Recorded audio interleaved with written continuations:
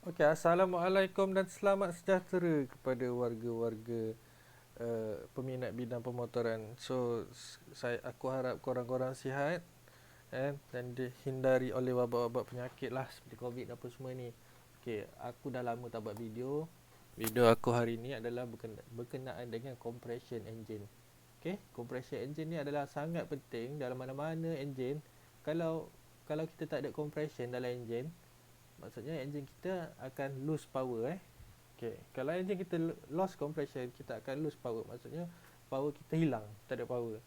Lagi yang keduanya adalah heavy fuel consumption, iaitu penggunaan minyak kuat. Yalah, sebab bila kalau kita nak pulas lebih tu, motor tak pergi kan. Maksudnya minyak jadi kuat lah. Eh? Pembakaran tak bersih, lose power. Maksudnya macam-macam benda lah. Eh? So kat sini aku nak terangkan berkenaan dengan standard compression kan. Sama ada motor LC dengan motor FZ. Aku buat dua perbandingan ni kan. Motor LC 135 dengan motor FZ. So jom kita pergi tengok. Okey, so ini eh Yamaha T135 ni LC. So compression ratio dia kat sini kalau korang boleh tengok. Compression ratio standard dia adalah 80 psi. Okey, sini compression ratio standard adalah 80 psi. Compression pressure standard 80 psi. Compression ratio untuk LC adalah 10.9 sama dengan 1. Okey, so kita tengok pula dengan motor FZ. Okey, motor FZ kat sini compression ratio dia adalah 72.5. Okey, so ini ada minimum dengan maksimum dia lah. 62.6 hingga 82.5. Maksudnya dalam range ni motor encik-encik semua, motor korang semua akan berfungsi dengan baik. Kalau dia jatuh dalam 40 psi, maksudnya benda tu tak elok lah. Maksudnya ada something tak kena lah dengan motor korang. So benda ni adalah sangat penting. Okey. So kat sini aku saja nak terangkan cara pengiraan. Contoh, kita ada ni untuk LC punya 10.9 compression ratio LC adalah bersamaan dengan 80 PSI untuk LC yang tadi sini 80 PSI dengan compression ratio 10.9. Tapi contohnya kalau kita diberi compression ratio 10.4, contohnya 10.4 ni adalah untuk FZ, berapa pressure kita? Berapa pressure kita? So di sini sebenarnya kita boleh selesaikan apabila kita ada dua persamaan tapi kita ada satu je. Kita ada satu benda yang kita tak ada. Kita tak tahu benda apa ni. Kita tak tahu kan. Kalau 10.9 sama dengan 80, 10.4 compression ratio sama dengan berapa pressure dia, PSI. So korang kena faham sini. Sini adalah unit PSI adalah unit bagi untuk pressure. Ya. So kat sini sebenarnya korang boleh selesaikan macam ni. Korang naikkan atas ni 10.4 akan didarab dengan 80 PSI. So 10.9 ni akan diturunkan ke bawah dan yang ni akan transfer naik ke atas. So jadilah macam ni. Nampak tak? 10.4 kali dengan 80 PSI per dengan 10.9. Okay? So yang ni dia akan turun bawa ke bawah. So pressure untuk standard untuk FZ bila compression ratio 10.4 adalah 76 PSI. So kita compare balik, tengok. Sama tak? 72.5. So antara sinilah, maksudnya betul lah. Kita boleh pakai ni. So korang boleh check juga. Contohnya, katalah motor korang dah modified kata 20.5 kan. Berapa PSI? Kita tak tahu pressure ni.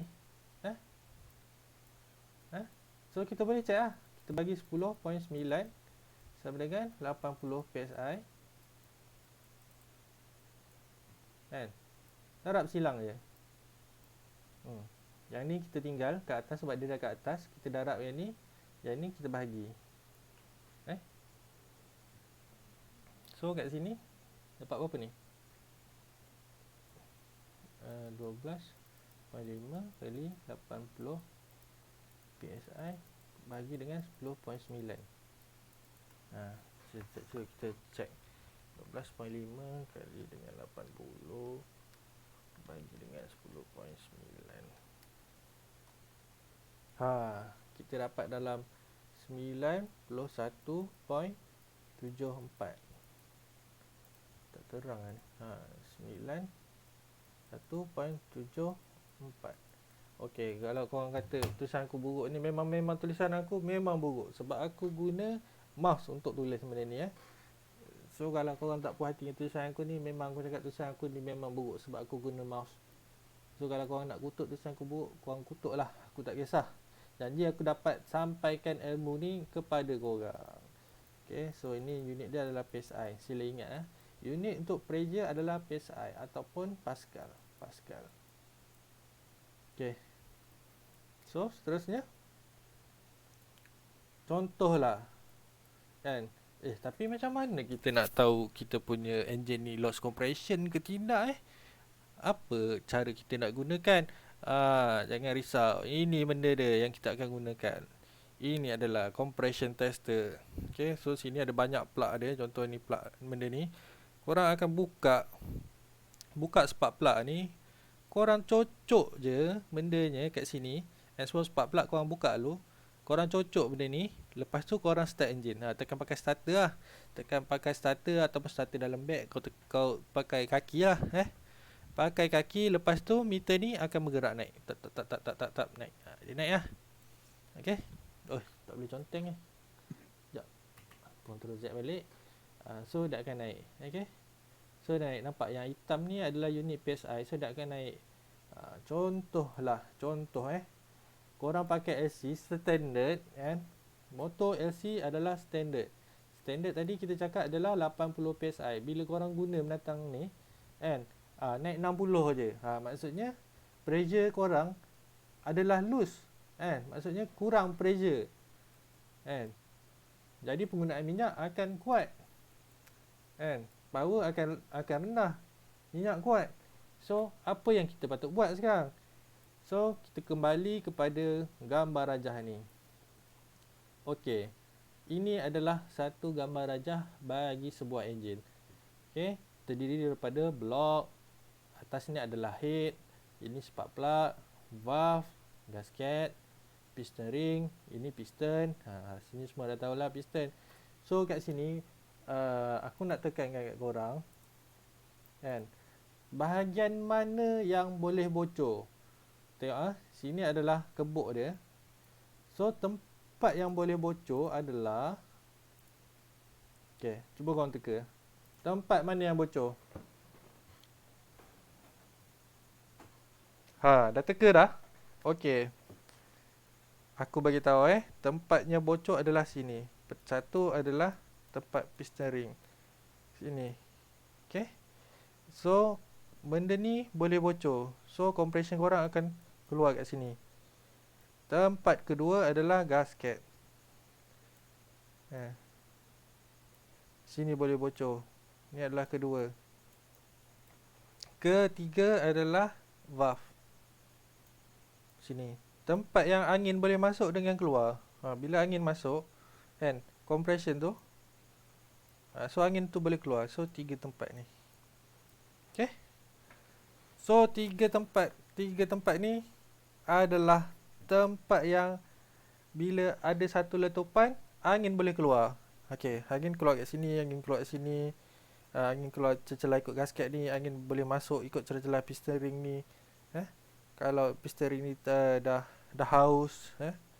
Okay, so salah satu cara kan. So ini adalah satu tempat So adalah salah satu cara untuk korang check untuk piston ring ni. Ini adalah rujukan dari manual. Dia akan kata letak satu sudu kecil minyak enjin ke dalam kebuk pembakaran. Masuk minyak enjin Masuk minyak enjin satu sudu kecil. Lepas tu korang start. So minyak enjin ni dia akan buat seal dekat piston ring ni. So kalau korang bila korang masuk minyak enjin, korang start, bermakna piston ring korang dah makan. Maksudnya kena tukar piston ring. So minyak enjin tu dah akan buat seal dekat tepi-tepi ni. So bila dia naik turun, benda ni daripada makan dah ada lebih kat sini. Maksudnya bila kalau pressure korang meningkat, pressure ni naik, naik kan. Maksudnya kat situ, piston goreng korang dah makan. Maksudnya kena tukar. Itu adalah salah satu cara. Katalah korang dah masuk satu sudu, korang dah start, tapi pressure dia sama je. Eh, tadi 40, korang dah letak satu sudu minyak makan satu sudu minyak enjin, korang start tapi still juga 40. Okey, masa tu sama ada ni lah, gasket ataupun valve. Kebocoran di valve ataupun gasket. Okey. So kebiasaannya kalau gasket ni, tengoklah kalau ada macam bunyi pelik ke apa ke, maksudnya gasket lah. Tapi kebiasaannya adalah valve. So di mana dekat valve ni, masa tu lah kita kena buat grind valve. Kalau siapa-siapa yang tak tahu grind valve tu, inilah dia. Inilah dia. Kita akan letak ubat valve kat sini, lepas tu kita pusing. Okay, so aku tak nak cerita panjang berkenaan dengan grind valve. Grind valve tu korang boleh cari sendiri macam mana cara nak grind valve. Dekat manual pun aku kalau aku suka belajar ikut manual, sebab manual ni benda yang engineer dah buat, engineer dah kaji. Kenapa kita nak memandai-mandai pula? Kita sepatutnya kita belajarlah daripada engineer dulu, kan? Kita dah faham secara teori dia apa semua, dan barulah kita boleh nak buat kajian sendiri. Okay, so ini adalah contoh pada grind valve. So batang valve ni korang boleh grind valve dan korang check lah, check sama ada bocor ke tidak. Seterusnya kalau dah okey, korang test mula. Test mula, insya-Allah kalau benda-benda ni korang buat, insya-Allah compression korang akan naik balik semula. Lepas tu penjimatan bawah ada, minyak pun jimat. Okey, so setakat tu saja aku nak bincang hari ni berkenaan dengan compression dalam enjin. Compression ni dalam bahasa Melayu adalah tekanan. Tekanan dalam enjin, ya. Okay. So aku harap apa yang aku share kat korang ni dapat memberi sesuatu ilmu yang baru. Aku share benda ni adalah untuk korang, inilah maksudnya tahulah berkenaan kalau sesiapa yang berminat pasal motor tu, dia dapat sesuatu ilmu yang baru.